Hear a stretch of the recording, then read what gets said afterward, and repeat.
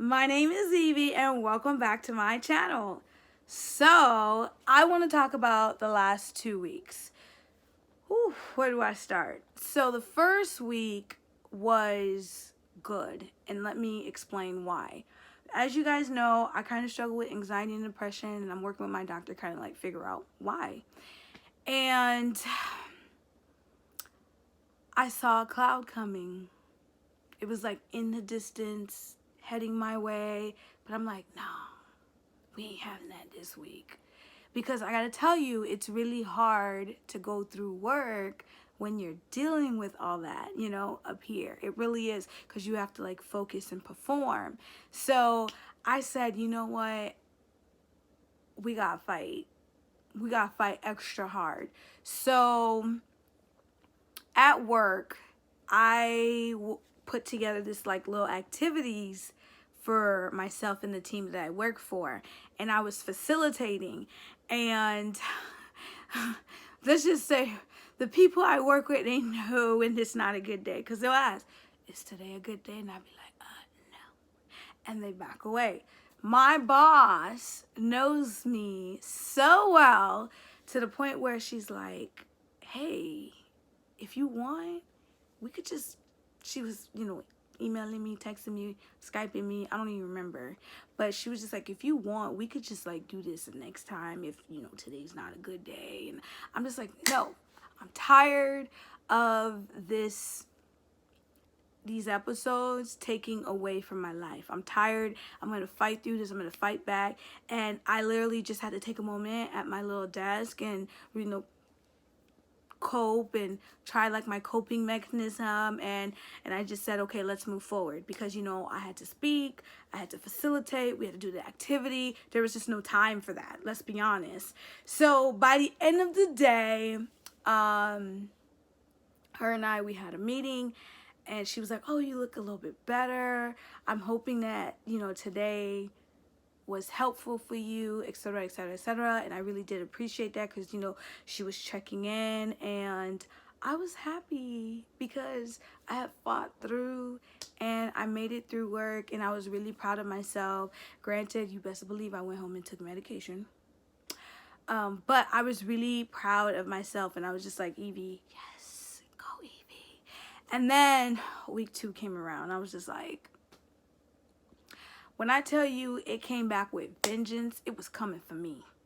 It was coming for me to the point where from the moment I woke up, I knew it was a wrap. But I said, no, we gonna go to work. Get up. We gonna go to work. I get there, I can't even process my thoughts. Oh my goodness. My body was, I was being, my words were choking me. My thoughts were I'm just like, calm down. And I'm trying so hard to calm myself, because I'm like, look, I need you to get it together. And as bad as I didn't want to, 1 hour in, I went home. I was devastated, disappointed. I felt weak.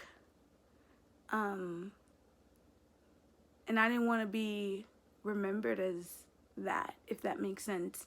I didn't want to be judged in my work environment as someone who can't hold it down.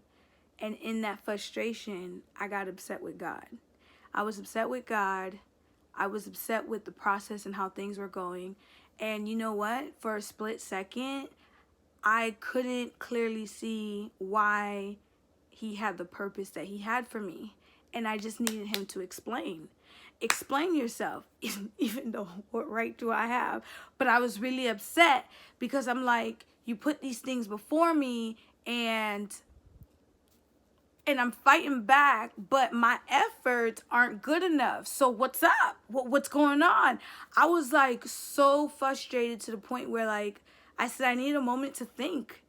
I have so much going on up here. I just need a moment to think. And I was like, so for that week, I'm not going to lie, I walked away from everything. I didn't go to church. I didn't go to small group. And I didn't go to my counseling session, which were all bad choices, by the way. So I just needed a moment to really reflect, to just have my schedule calm down. I went to the gym. I went and got a massage. I just really needed to relax because I need to understand what is going on here. Why is this happening the way it's happening? And then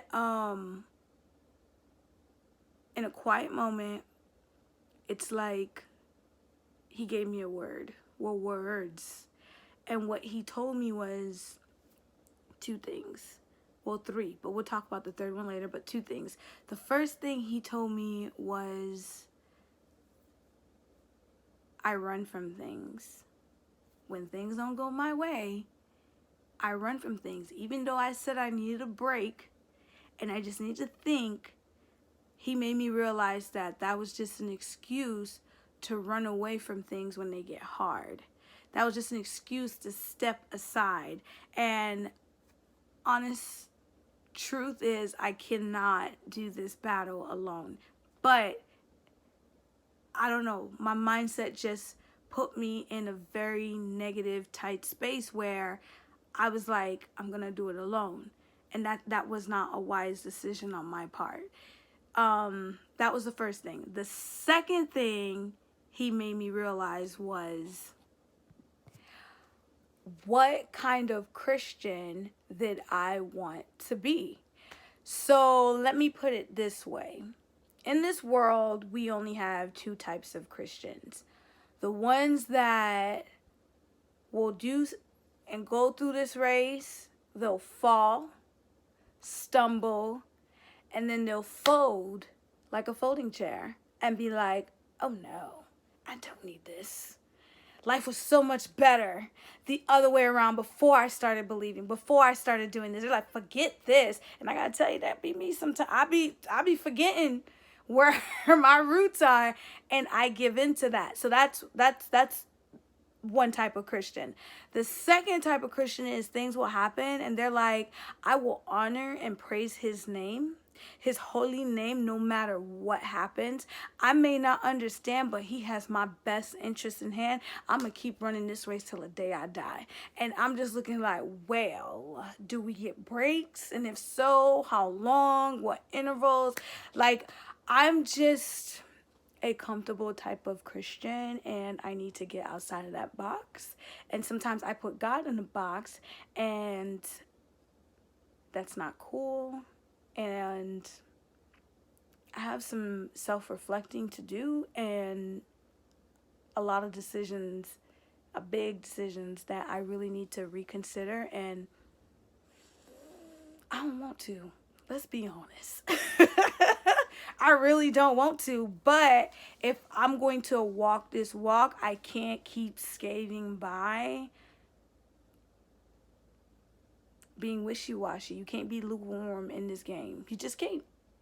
You can't be lukewarm as much as I would like to, because lukewarm is not bad for my tea, but I can't.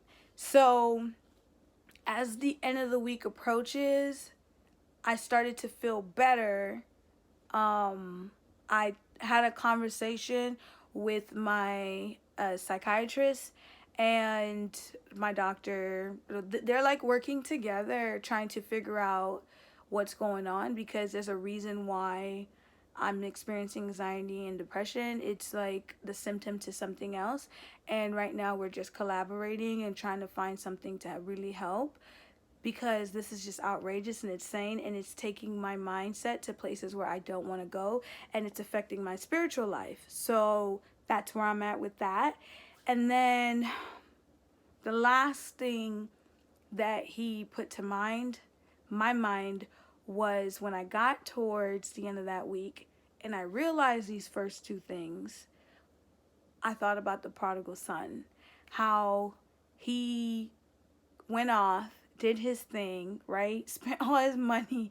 And then he's like, man, I can't eat with these pigs. I gotta go home.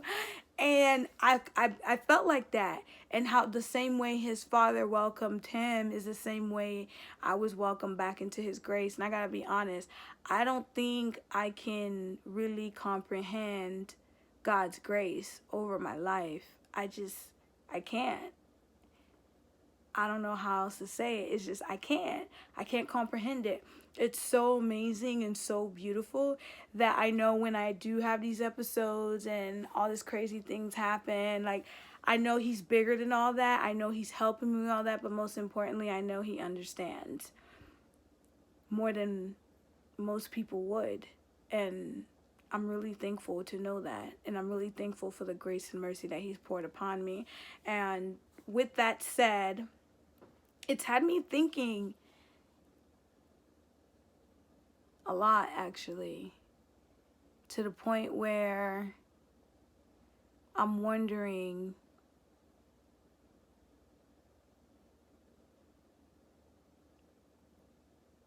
why my life is the way it is.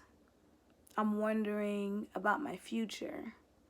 There are things that I want to do. I want to live abroad for a while. I want to travel full time. I want to change lives, make a difference.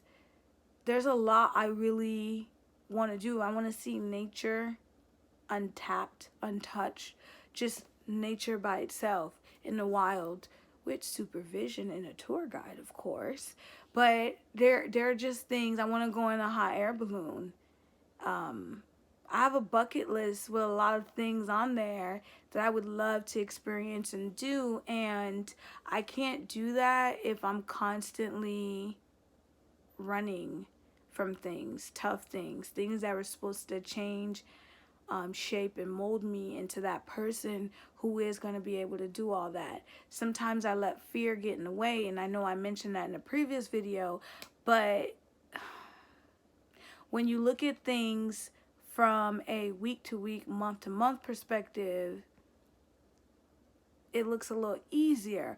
But when you mean I gotta look at this from a moment to moment, day to day perspective, it's harder. It's harder to catch myself. And I have to say, I'm very fortunate to have some really patient people at work.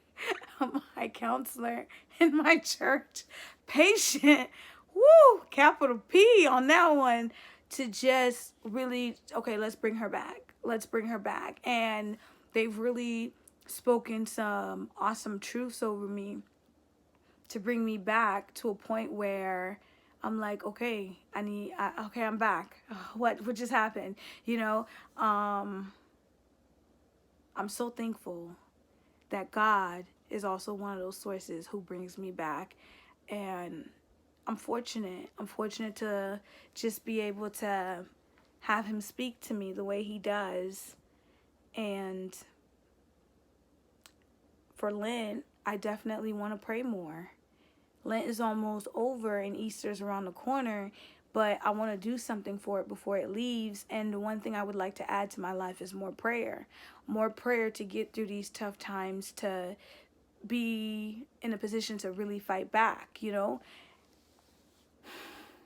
That is so hard to experience than it is to say.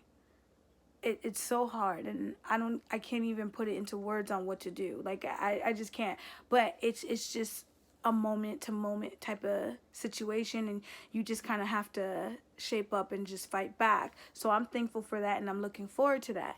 So that's basically what I wanted to say with how my week went. I also wanted to take a last little moment to say, on my next video, I have a friend who's been through like a way tougher situation that I could have ever imagined. She's also like a coworker of mine, and I want to have her come and share her story. And so on my next video, which should be about 2 weeks from now, I would like to post that to kind of show you guys everybody has different walks, and that's okay. Everybody go through different things, and that's okay. But ultimately, which type of Christian are you going to be? The type that folds like a folding chair, you just be like, you know what, I don't need this. That's the American side right there. You're like, I don't need this. I got options. You feel me? Or are you going to be the type that's going to say, you know what, I'm going to hang on to the Lord because you ain't going to forsake me. You going to fight for me. You got me. You got my back. Like, oh my goodness, you going to keep me standing. Which type of Christian are you? And I'm realizing I'm a flip-flopper. if you know what I'm saying. And as a flip-flopper, I go from one to the other, from one to the other. And I need to just get it together, y'all, and stop. So it's just, I just want to offer you encouragement to, if you are a flip-flopper, pick a side, because you really can't be lukewarm in this. And it's just beautiful for the remembrance of the prodigal son, because his grace and his love is just so beautiful to experience. And there are people out there who say, well, they haven't experienced it or they don't believe, but once you've experienced his grace and love, it's just so hard to deny him. Even with me during that 1 week spell, it was so hard to deny him. I just couldn't in my heart. So y'all, be encouraged and just have a good week.